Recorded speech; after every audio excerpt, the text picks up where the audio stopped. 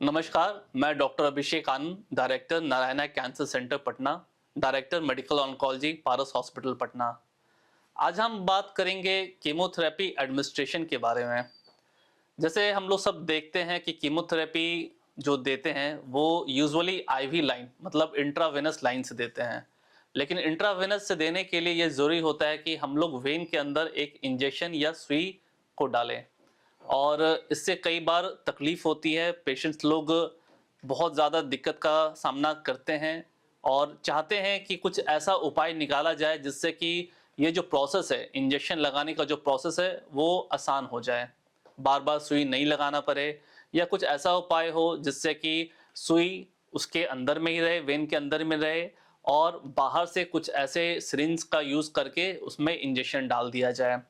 तो हम लोग बात करेंगे कि किस तरह से इंजेक्शन को दिया जा सकता है। तो इसे आईवी लाइन के द्वारा दिया जाता है जितने भी इंजेक्शन होते हैं, और उसे मेनली दो तरह से बांटा गया है। पहला होता है आपका पेरिफेरल लाइन और दूसरा होता है सेंट्रल लाइन। तो ये इंपॉर्टेंट है जानना कि सेंट्रल लाइन क्या होता है। सेंट्रल लाइन मतलब होता है कि हमारे जो वेन्स होते हैं, जो ब्लड वेसल्स होते हैं, वो या तो अपने मेन कोर बॉडी के बाहर होते हैं जिसे पेरिफेरल लाइन कहते हैं। जैसे हाथ की जो नलियां होती है, खून की नलियां हाथ में जो होती है, वो सब पेरिफेरल लाइन होती है। और दूसरा होता है सेंट्रल लाइन, जो हमारे मेन कोर बॉडी जो होता है उसके अंदर होता है। तो कीमोथेरेपी को अगर सेंट्रल लाइन के द्वारा दिया जाए तो साइड इफेक्ट्स होने का चांसेस काफ़ी कम हो जाता है। जैसे जो आईवी लाइन के द्वारा दवाइयाँ दी जाती है कि स्पेशली कीमोथेरेपी, उससे ज़ख्म होने का खतरा बढ़ जाता है, या फिर बार-बार जो दवाइयाँ बाहर निकलते हैं और उससे जो प्रॉब्लम्स होती हैं जैसे इचिंग, रेडनेस, ये सब काफ़ी कम हो जाता है। तो सेंट्रल लाइन मेनली 2-3 तरह के होते हैं। पहला होता है पिक लाइन, PICC लाइन, मतलब peripherally inserted central catheter.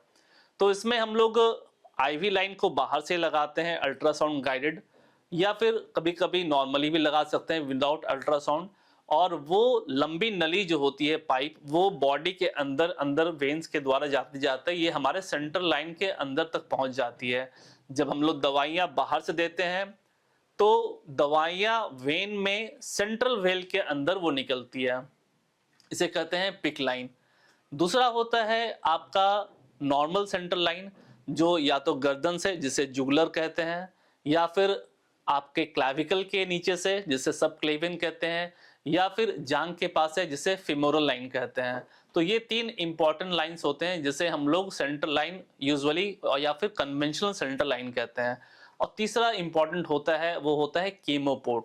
कीमोपोर्ट chemo देने के लिए बहुत ही इंपॉर्टेंट तकनीक है, जो एक छोटा सा मशीन होता है, और मशीन को आपके शरीर के अंदर यूजुअली क्लैविकल, जो आपका कॉलर बोन कहते हैं, उसके नीचे इंसर्ट किया जाता है। एक छोटा सा गोल मशीन होता है और उसके अंदर से एक नली निकलती है जो कि आपके सेंट्रल लाइन या फिर सेंट्रल वेन के अंदर वो इंसर्ट होती है।